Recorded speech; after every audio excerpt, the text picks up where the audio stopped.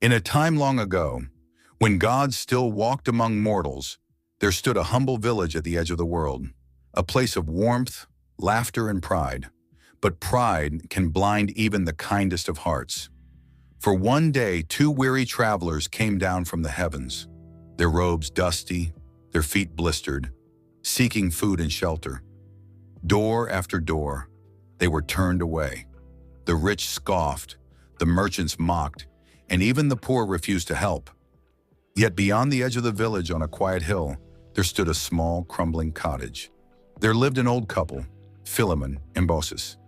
The hut was tiny, its walls patched with mud, its roof sagging, but within it burned a warm hearth and kinder hearts.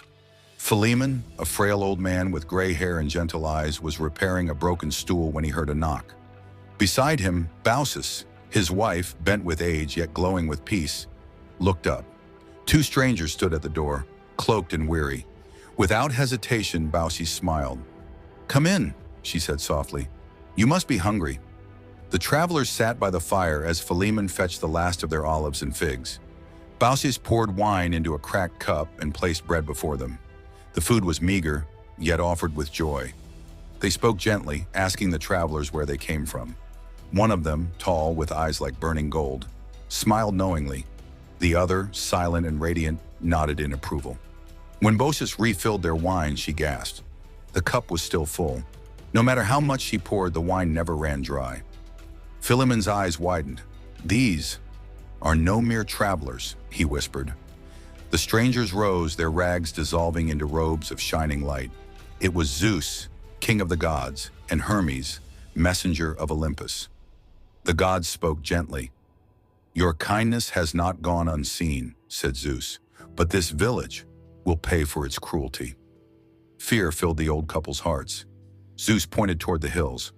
"Climb with us," he said, "and do not look back." Philemon and Baucis obeyed, their trembling hands clasped together as they followed. As they reached the peak, thunder rumbled across the sky. Rain poured, lightning cracked, and screams echoed below. The village that had once mocked the gods was swallowed by floodwaters. Homes vanished beneath the waves. Only silence remained. When the storm cleared, Baucis turned to speak and gasped. Their humble hut was gone, replaced by a grand marble temple gleaming in the sunlight. Zeus spoke again, his voice soft as thunder fading over the hills. "You have shown true hospitality, the sacred bond between mortal and divine. Ask any wish, and it shall be yours." Philemon and Baucis looked at each other. They did not ask for gold. They did not ask for youth. Instead, Philemon spoke, his voice trembling with love. "Let us serve in your temple, and when our time comes, let neither of us live without the other." Zeus smiled, a rare, tender smile, and granted their wish. Years passed. The temple stood tall, cared for by the two old souls who had once lived in poverty.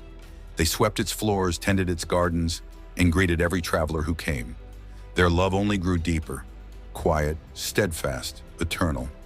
But time, even blessed by gods, must move on. One twilight evening, as they stood together before the temple, Philemon felt his hands stiffen. Baucis gasped. Her skin was turning to bark. Roots curled beneath their feet, leaves sprouted from their hair.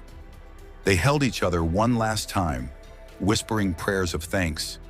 And before the sun set, they became two tall trees, their branches intertwined forever. To this day, travelers say that near the ruins of that ancient village, two trees grow side by side, oak and linden, their trunks fused in eternal embrace, and when the wind blows through their leaves, it whispers softly.